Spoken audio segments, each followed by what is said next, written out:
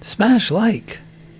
That's a really cool, because really, why introduce the idea of eating into that entire sequence? I don't know. It's an odd choice because um, you could have had the entire room Well, sequence without any kind of eating. so I think there's a couple things going on here. It is you have to espouse my theory that they're benevolent Right. aliens, and they are taking care of him. So they've Right. given him very silk jackets, Yeah, slippers, I always very took that to comfortable mean furniture, that wonderful bed, as far as they can tell food, from either observing humans or being able to extract something from his memory, which is what I'm thinking. that they're like, this is what a human most wants. This Let's would be a give this great, kid the best, yeah, it's be a great environment. He'll love it.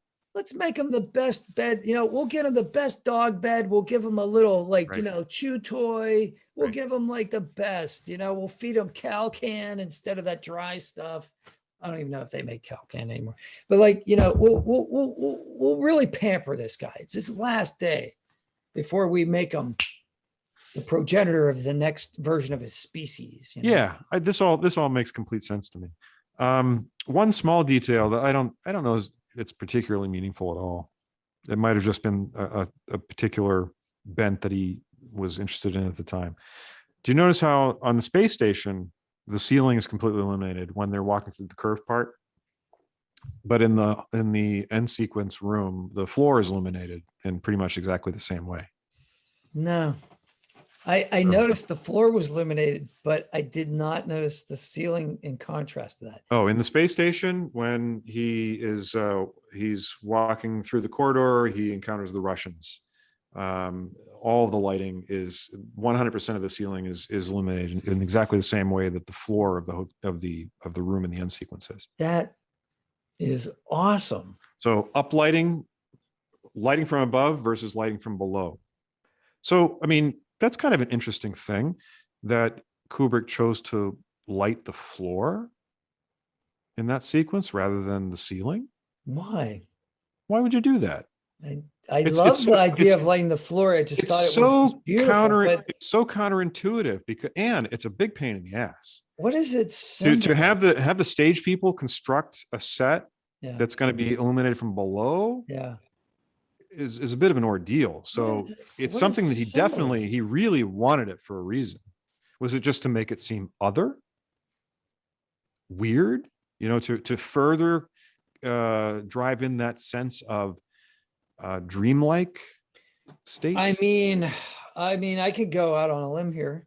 Go So there. so the lighting, well, it could be very basic. It could be a motion of, it could be a symbolized motion. So man is here, the light is here. Mm-hmm. Now man has risen above, so he's becoming something else. It's an Mhm. ascension, maybe in a symbolic way. I love it. Just throwing it out there, like No, heaven, that's it. like he's below heaven, now he's above Yeah. heaven. I don't know. Yeah. I mean, I'm throwing that's Again, it's the beauty of that sequence is that there are many possible I had never noticed that. That's wonderful. But one thing that you reminded me, going back to the space station, is that when Dr. Floyd goes through customs and he talks to the computer for the first time we ever see him interacting with the computer or anybody interacting with a computer in this movie, the computer asks him to state his name, his nationality, and something Christian else. name and surname. Nice. Yeah. And they use the word Christian. Yes. And the reason I know that is that it really stuck out to me. Wow. Because I think that if you said to a lot of people today, what's your Christian name, they wouldn't know what you're talking about. Yeah, exactly. That's pretty wild. I see. That passed me right up. But he actually says thank you to the computer. He does. Did you notice that? Yeah. So it's our humanity reflected on this device.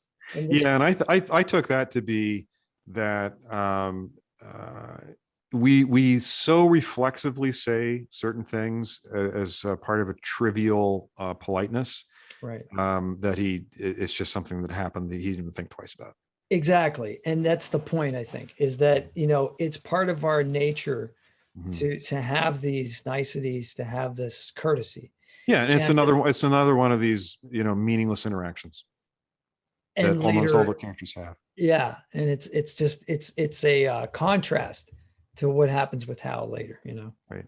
So So then he reaches his final stage. He's clearly on the literal deathbed, and the monolith appears once more. yeah, The monolith is the consistent thread from the beginning of the movie all the way to the very end. the monolith's the main character, I guess. The monolith, in some ways, the monolith is the main character that has no speaking lines. Well, it does. It's Yeah, but it's so funny now that we've talked this all through, and because I've seen the movie so many times now, that the end scene just seems very obvious. And when I first saw it, it was totally baffling to me. I mean, it's like I almost wrote off the whole end of the movie because, like, I don't know what that was. That was just weirdness. And now, yeah, after having watched it so many times and talked about it, I'm like, yeah, it's obvious. It's very clear what's happening. The only thing we're really debating are some possibilities around the edges. right.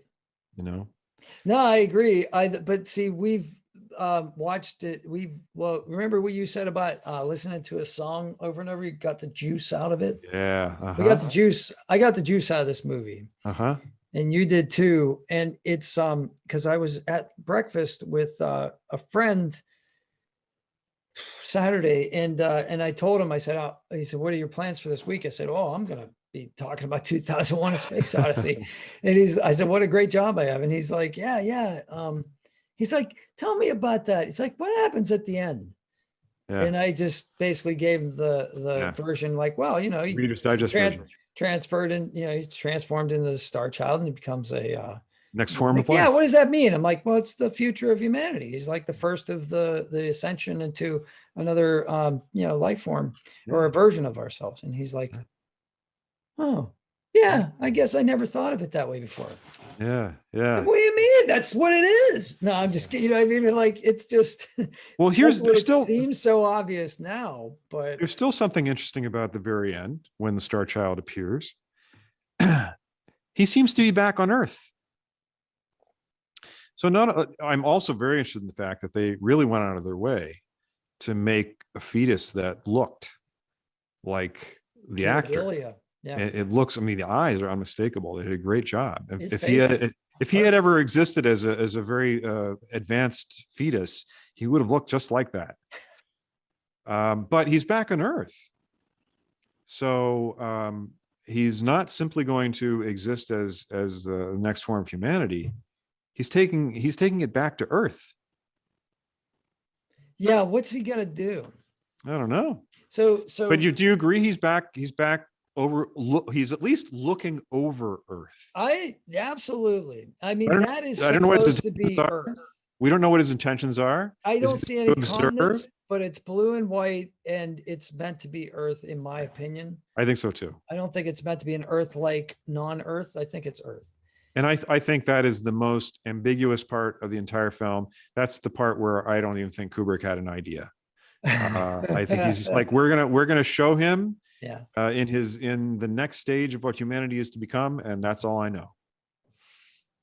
Oh man, I mean, if you want to go with the Christ imagery, you could go like, second coming. You could talk about he's going to reign over the earth. I mean, you get into like some really like theological stuff if you wanted to. But I agree, it's not there. I think I think that's intentionally left ambiguous. But I believe it's the innocence in the expression on the child's face means that it's going to be a really good thing.